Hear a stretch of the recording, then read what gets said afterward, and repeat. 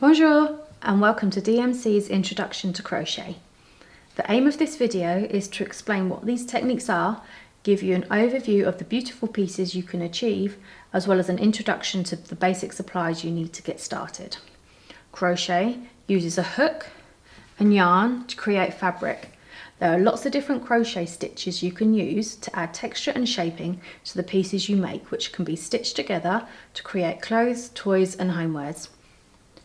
There are lots of different crochet stitches you can use to add texture and shaping to the pieces which you make, which can be stitched together to create clothes, toys and homewares. These are the basic supplies you will need. Crochet hooks come in lots of different thicknesses and lengths. They can be metal, plastic, wooden or bamboo.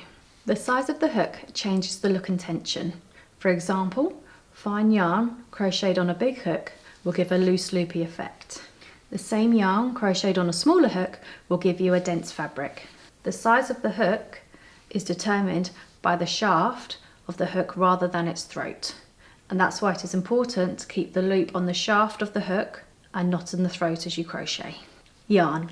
There are lots of different types of yarn, both natural and man-made fibres. Probably the most common are wool, acrylic and cotton. Yarn comes in different thicknesses and weights.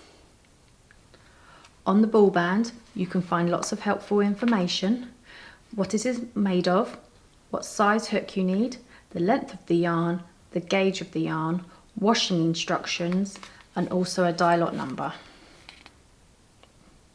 A gauge is the number of stitches and rows needed to make a specific size square. For example, this DMC Natura medium yarn has a gauge that shows if you crochet 24 rows of 18 stitches, you should end up with a 10 by 10 centimetre square when using a 4mm crochet hook. Knowing the gauge is important because it helps you work out the tension of your crochet, enabling you to make a square of the same gauge. If not, your project may turn out bigger or smaller than planned. But don't worry, there are ways to adjust your gauge by changing the size of the hook you use. The die lot number is important because sometimes the colour of yarn can change slightly between die lots. So when you are making a project with more than one ball of yarn, it's a good idea to choose balls of yarn that all have the same die lot number. You will also need sharp scissors, tape measure, you will need your pattern. If you are just starting out, it is a good idea to start with a really simple pattern with a basic square or a rectangular shape like a scarf. When you first look at a crochet pattern, it can look like it's written in another language, but they are easier to understand than they look. The abbreviations used in the pattern are shown in the key. It is important to know that the UK and US have different terms for the same stitch. So always check your pattern if it uses UK or US terms. Patterns will also sometimes include charts. These use symbols instead of abbreviations. For example, this chart, which is part of the pattern for a table runner, has a key that shows the meaning of the 4 types of stitches used. You begin by reading the pattern at the arrow at the bottom. It shows that you begin by making 28 chains. Then crocheting a treble into the 5th chain from the hook. You continue following the pattern, changing the direction as shown. Stitch markers. These are little hooks you can use to help you keep track of where you are in the pattern. Most projects start with a slip knot.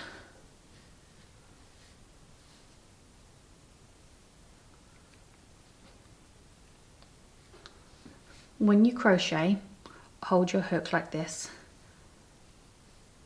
hooking the yarn around your fingers so you can keep a little tension whilst you work. If you're crocheting a flat piece, your pattern will probably start with a chain. This is how you work your chain. Wrap your yarn around your hook and pull through.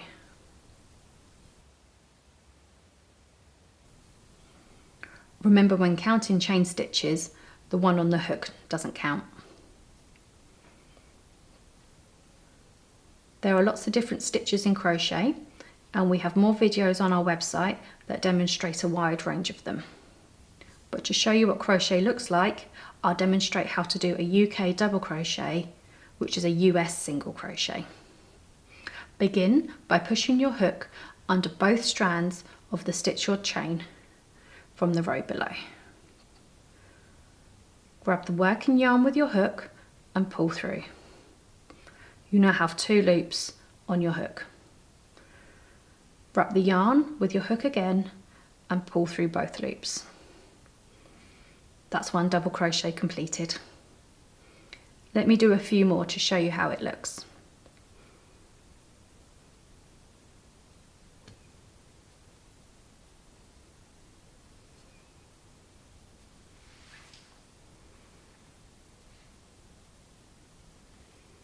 To finish your work, cut the yarn about 15 centimeters from your last stitch.